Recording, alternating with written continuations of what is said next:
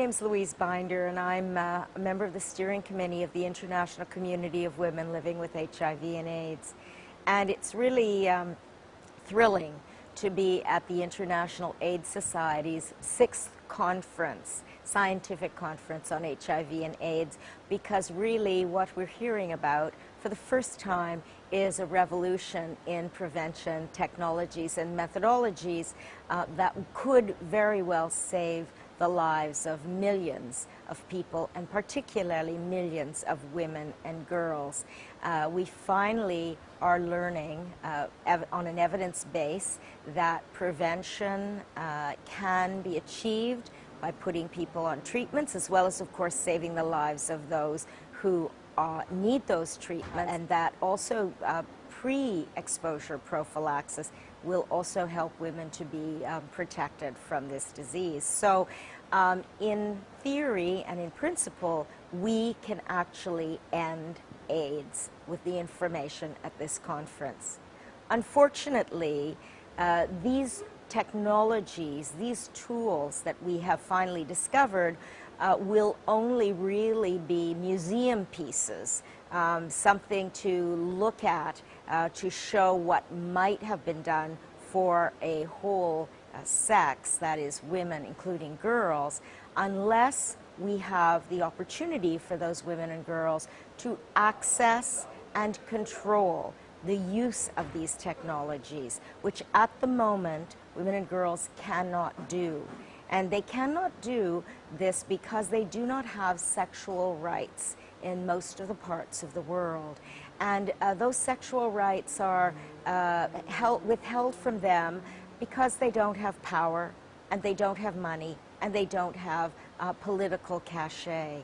And it's ironic, actually, that these discoveries should be announced at this conference in Italy, in Rome, where one of the greatest religious opponents to women's right to sexual freedoms lives, and that is the Pope, that is the Vatican, that is the Holy See. Now, he is certainly not the only religious leader to oppose these rights, but he indeed has joined with other religious leaders and also with the United States merely three to 6 weeks ago in New York at the United Nations to withhold agreement to language in the United Nations Declaration of Commitment to HIV to 0 infections. He's withheld the agreement of the Holy See to specific language in that declaration that would have given women the sexual rights that they need in order to have control over these technologies. And so we really need to call on the Pope to give us, in fact, his blessing, not only to these technologies, but also to sexual rights for women. And we ask other religious leaders to do so as well. We ask political leaders to do so, whatever level, country level, internationally, locally. And we also ask that scientists speak out. They must speak out not only from a scientific perspective, but science within a cultural and behavioral situation. And so we need them to say that they understand that the technologies that they have discovered are really of no value unless with them come the sexual rights of women. And now I would like you to hear the voices of other women at a press conference that has just been held on this topic of technologies and sexual rights for women. But I must admit that this meeting really gives us a lot of hope. As has been said, my name is Elizabeth Bukusi.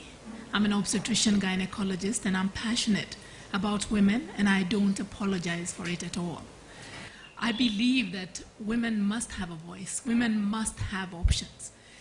And I think it's really exciting that at this meeting, it's very clear, and the science is showing it, that there is hope, that there are options that women can have access to and use to make their choices about protecting themselves and ensuring that they don't get HIV. And so as a scientist, I really do want to say that the science is clear. We do have evidence that pre-exposure prophylaxis can protect women from acquiring HIV. I was born in Rome and I grew up here, and I am a woman living with HIV. I think I paid, in my own life, I paid the consequences of growing up in a Catholic country, in a country where sexuality and the rights of women are very often overlooked. As somebody who acquired HIV in my early 20s, I know fully well how a prevention revolution like the one that is happening now would have changed my life, would have probably saved my life in many ways. I think today we stand at the precipice. As we hear results being released on new prevention technology, there's a window that's open. There's a window of possibility to promote, to honor, to respect, and to validate women's health, reproductive, sexual rights. And I think that we must catalyze on the moment. The scientists have come together because we have an expert scientist who's joined us here to say, I stand in solidarity with you, I support you, and I acknowledge that this is not only for women, but it's because women play such a central role in all of our societies, in all of our communities, in all of our households. And so our plea is impassioned not only to the Pope, but to religious leaders worldwide, to global mechanisms, to governments, to say this is a moment for partnership. This is a moment to forward in progress women's abilities to live, to choose, to be free. That as women, particularly as young women, we really need the support of people. We really need the support of the Pope. We really need the support of all other religious leaders. We also need the support of all those people that have got powerful voices, because without your support, we can't do this. So we really need you to support, to stand behind us and be there for us, because we really want initiated, innovated HIV prevention and protective methods. So we really need you to support us. Thank you.